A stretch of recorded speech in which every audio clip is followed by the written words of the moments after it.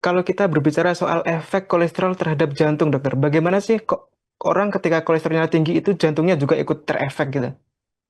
Ya, jadi kalau dampak utama kolesterol atau kadar kolesterol yang tinggi terhadap kesehatan jantung dan pembuluh darah itu kaitannya adalah dengan penumpukan plak kolesterol di dinding pembuluh darah.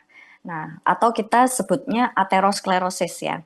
Jadi kalau tadi seperti sempat kita bahas di awal bahwa kolesterol jahat atau yang namanya LDL itu tadi, dia ketika kadarnya berlebihan di dalam pembuluh darah, dia akan gampangannya nempel di dinding Iya. pembuluh darah.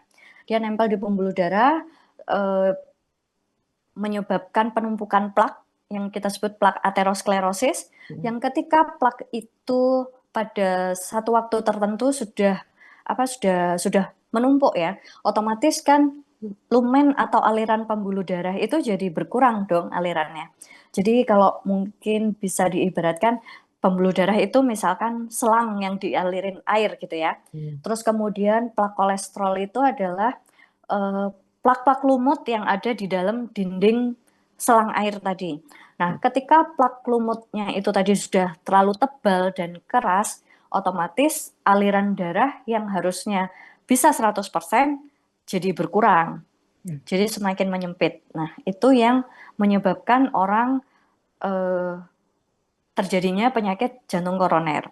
Ada juga ketika plak kolesterol itu rapuh, jadi dia dia kena aliran darah gitu ya, plaknya rapuh, kan otomatis ketika plaknya itu tadi rapuh atau copot gitu ya, Ya. copot, akhirnya dinding pembuluh darah yang tadinya ketempelan sama si plak itu kan luka.